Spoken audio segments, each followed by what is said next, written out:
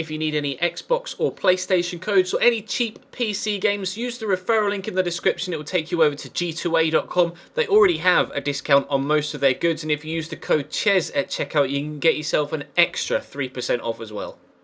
Hey guys, how's it going? Ches back again, and welcome to episode number 20 of the Career Mode RTG, the Return to Glory with Nottingham Forest. It wouldn't be an episode of this series in the transfer window without a couple of offers for Henry Lansbury. They continue to come in from a variety of different areas of the world. Even teams in our own division are looking at him now. Leeds United with a £2.4 million bid, obviously going to be turning those down. Also being turned down was my bid for Matt Phillips at QPR. I offered them as much money as I possibly could with the amount I had available, and they turned it down. So we're going to try what we mentioned in yesterday's episode. We'll see if a little bit less money plus Chris Burke perhaps entices them into accepting an offer. So 2.8 million plus Chris Burke, who's valued at 900,000. So it kind of takes it to around about the 3.7 million mark, which is a little bit more than the 3.4 million all cash deal we offered them in the last attempt to try and sign Matt Phillips. Again, continuing to stand down bids for Henry Lansbury as he continues to be the most sought after player I've ever had in any career mode series ever. But we start with a game in the Championship away from home against Rotherham United. Not the strongest of opposition. They're down in 18th right now, hoping to have a very successful time in this game to try and close the gap to those above us. You can see we have games in hand on the teams in the top three, or one of the teams in the top three. A game in hand on Burnley at least. So hopefully we can win here, get the victory, and then leapfrog Burnley and close the gap to Hull and QPR, who are at the top of the table, level on points, also having played only 27 games. So they too have a game in hand on Burnley and have played the same amount as us. We're starting a strong side, as you might expect. Mahi is continuing to start on the right hand side after playing fantastically well in the previous episode, and Sam Byram plays at right back for the injured Eric Lehigh. Considering we're looking to bring in Matt Phillips as well as already having brought in Mahi, it looks like Sam Byram's now going to be used as a rotation right back rather than the rotation right hand sided midfield that he is by default. So he's very capable to play at right mid. He's been defaulted at right back for a couple of years on FIFA, so he can quite capably deal with the defensive duties at right back, and considering this year he's defaulted to a right mid, he should be pretty good on the overlap and as a ball crosser, etc. down that right hand side too. You can see him pushing further forward on that right hand side in this particular clip. There he is now, popping up on the ball, turns inside the box really nicely, drives in. You can see the man in the middle just waiting for the ball to find him around about the penalty spot. Britta Sombalonga gives Nottingham Forest a 1-0 lead after 22 minutes. Our first chance of the game so far, and unfortunately a namesake, someone else with my surname,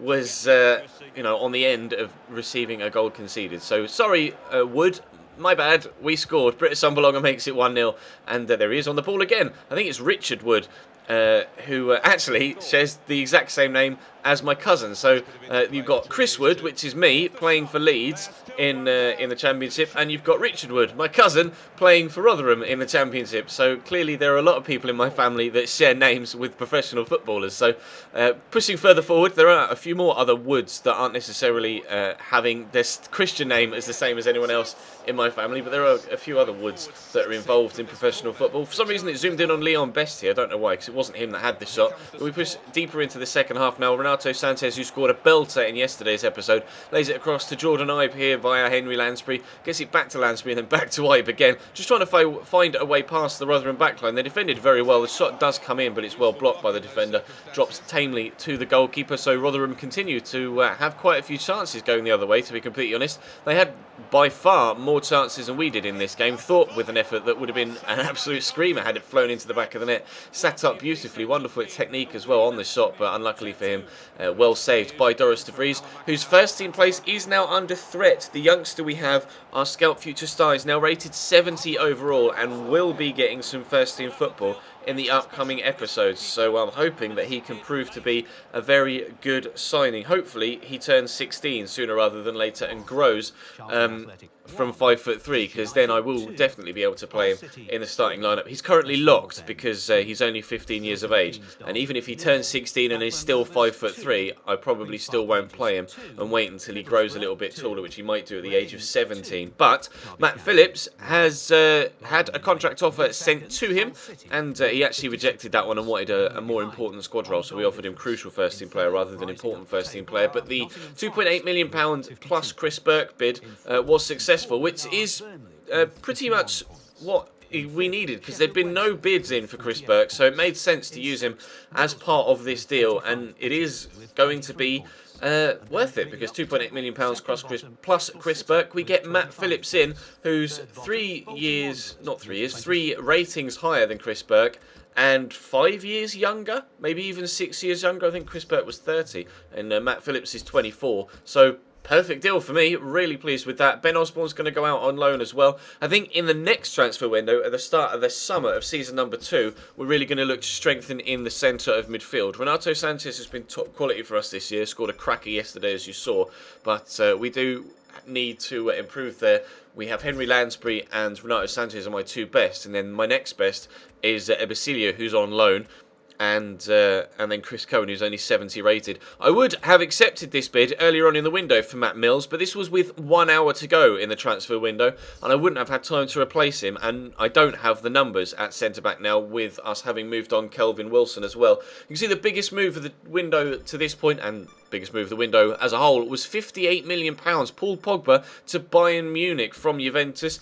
Jerome Boateng also moved from Bayern Munich to Barcelona, and Christian Eriksen moved from Spurs as well for about £28 million. You can see Mario Rocha is still only 15 years of age and 5'3", but hopefully he'll grow sooner rather than later. The other youngsters we have can get towards the early to mid-80s as well, and they'll be continuing to get trained over the next few weeks. I've mainly been focusing my training on Rocha, but I'm going to start, whilst continuing to train him, adding in the other youngsters we have in our squad ranks rather than the players we have in our first team now.